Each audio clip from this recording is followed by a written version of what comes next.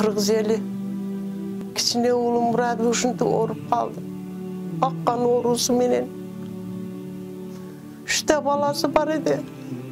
Şuğa kaydıger Karabaz'dan yardım bersеңizdер.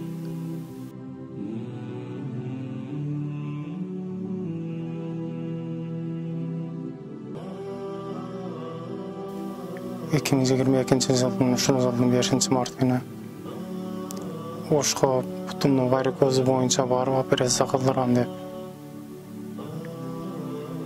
анализдер алдырып, кейін шул қаным нито шығып қалды анализден. Шул аққан орусы деген диагноз қойышты. Орысчала остырый бірдеке деген жақсы түшінбейм қалдым өзім. Оғып шокта болып қалдым аз-маз.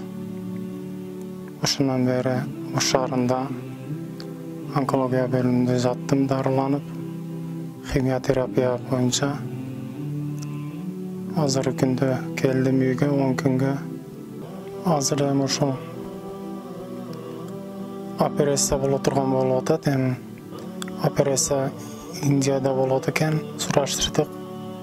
Акчасы $80,000 тегереги дешип жатат. Эми ал биз үчүн чоң сумма. Ошон үчүн ушу кыргыз элимден жардам сурап кететтим, кайдагер карабашыңыздарды.